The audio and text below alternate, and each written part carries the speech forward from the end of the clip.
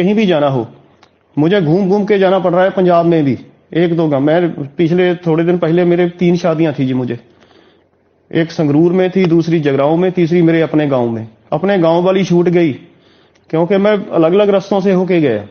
जे मैं अकेला नहीं गया, मेरे पंजाब के सभी लोग, ऐसा हो रहा है, सभी के साथ ऐसा हो रहा है कि ये सिर्फ धरना प्रदर्शन करना है तो बॉर्डर पे बैठ के शांतमय करो। पंजाब के लोगों को क्यों तंग कर रहे हो? दूसरी बात, किसान तो है ही नहीं। यूनियन वाले, अगर मैं सच्ची बात बताऊं तो यूनियन वाले, जो कोई भी यूनियन है, उन्होंने किसानों को अलग अलग उनकी खेती बाड़ी के हिसाब से, उनकी मोटरों के हिसाब से उनसे मंथली चार्जेस करते हैं दोनों फसलों पे, हाड़ी और सौनी। कणक के सीजन में भी उनसे पैसे लेते हैं और झोने के सीजन में भी उनसे पैसे लेते हैं। कनक और कनक मतलब उसके गेहूं की, हाँ जी, गेहूं और धान। गेहूं और धान के दोनों के फसलों जब आती है ना, पक जाती हैं, तो उस टाइम ये किसान जथेबंदियां उनसे पैसे लेती हैं। उनको मेंबर बनाया हुआ है किसानों को, और उसके एवज में देती क्या है? अगर किसी किसान पे कोई पर्चा हो गया, कोई बैंक वाला ट्रैक्टर लेने आ गया जी, तो कहीं कोई बिजली वाला आ गया, कुंडी लगी हुई पकड़ने आ गया, तो उसको भगा देते हैं, इकट्ठे होके आ जाते हैं कि घेराबंदी कर लेते हैं। किसी किसान को पुलिस ने पकड़ लिया, सच्चे केस में पकड़ लिया, झूठे केस में पकड़ लिया, इन्होंने जाके थाना घेर लेना है बस। मतलब वो जो वसूली होती है एक तरह से वो मतलब अगर उसको सही संदर्भों में कहते हैं तो प्रोटेक्शन मनी जैसा है। जैसे पहले हम लोग फिल्मों में देखते थे कि गुंडे हैं तो बाजार में प्रोटेक्शन मनी जैसा वसूलते हैं, कुछ उस तरह का आप बता रहे हैं। बिल्कुल बिल्कुल सर, वैसा ही है। हमारे यहाँ पंजाब में टोल टैक्स क्रॉस करने के लिए किसानी कार्ड बनते हैं। अगर आप चाहो तो कल अपनी फोटो दे दीजिए, मैं 2 दिन में आपको किसानी कार्ड बना के दे दूंगा, 1000 रुपए में बनवा के दे दूंगा। और वो पंजाब के, सॉरी, हरियाणा के करनाल तक टोल प्लाजे फ्री हैं उस कार्ड पे।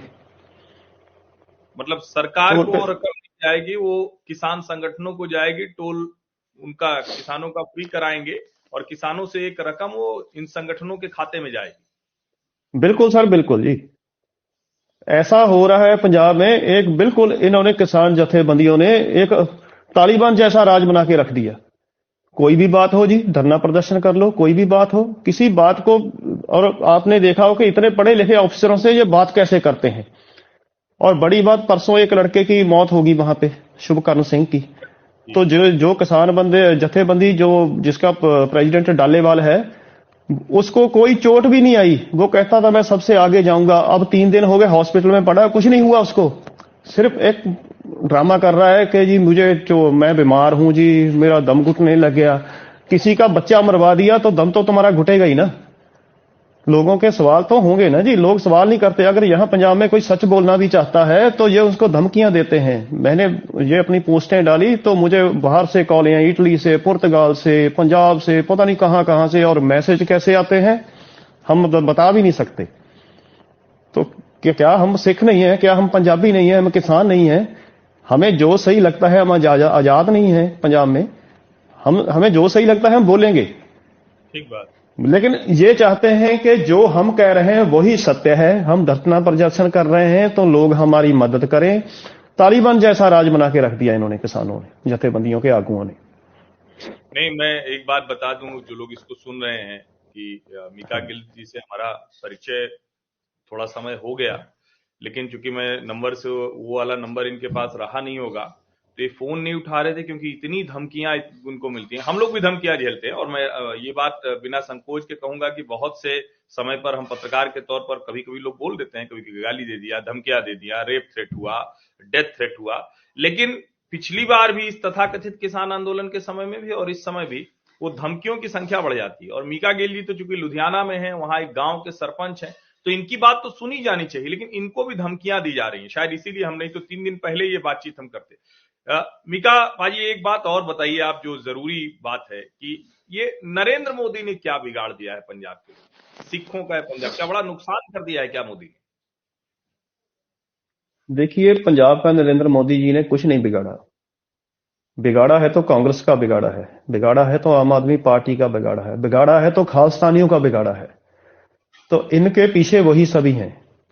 जो कुछ पंजाब के लिए नरेंद्र मोदी जी ने कर दिया, वो ना पहले आज तक किसी प्रधानमंत्री ने किया था, ना कोई आगे आने वाला प्रधानमंत्री कर सकता है।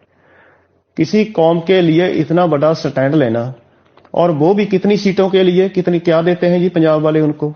एमएलए में 1 सीट दे दी 117 में से, और एमपी की देते हैं 2, कभी 1 कभी 2 सीटों के लिए इतना कुछ कर रहे हैं पंजाब के लिए। लेकिन वही सीधी बात कि जिनका बिगाड़ा है कांग्रेस का, आम आदमी पार्टी का, और ये तीसरे खालिस्तानी एलिमेंट्स जो गुरपत बंद संघ पन्नू जैसे हैं, जिनका बिगाड़ा है, वो उनको मोदी जी बुरे लगते हैं, पंजाबियों को नहीं लगते। पंजाबियों को तो वैसे बताया जाता है कि जी मोदी जी ये कर रहे हैं। अब ये लड़का मर गया वहां पे, एक 3-4 और किसान भी मर गए वहां पे, ठीक है जी, नॉर्मल डेथ रेशो है एक। पिछली बार जब किसान एजिटेशन हुआ था वहां 1 लाख के करीब लोग बैठे थे। भाई हमारे पंजाब की आबादी 3 करोड़ है, ये 1 लाख लोग कौन होते हैं हमारे सभी का नाम खराब करने वाले। अब तो ये 1 लाख भी नहीं बैठे वहां पे। तो रेशो से हिसाब से अगर डेथ होती है, जहां कहीं 1 लाख लोग रह रहे होंगे, तो रेशो से हिसाब से डेथ तो होनी है ना। तो डेथ किन की हो रही है वहां? बुजुर्गों की हो रही है, ओल्ड एजेस की। कब हो रही है जी? सर्दी में। तो डेथ रेशो तो वही रहेगी। अगर वो सर्दी से मर गए तो भी शहीद। दीप सिद्धू जो पहले लाल किले पे लेके गया था जी सभी को, वहां पे किसानों को इकट्ठा करके, उसकी डेथ एक्सीडेंट में होगी, वो भी शहीद। कंपैरिजन किससे करवा रहे हैं ये किसान जत्थेबंदियों वाले? ये इन ऐसे ऐसे शहीदों का हमारे गुरु गोबिंद सिंह के बच्चों से ही, हमारे गुरु साहब की शहीदी से, उनसे कंपैरिजन करा रहे हैं कि जी मुकाबला तो उनसे है हमारा। और जबकि मतलब बाल शहीद दिवस मनाने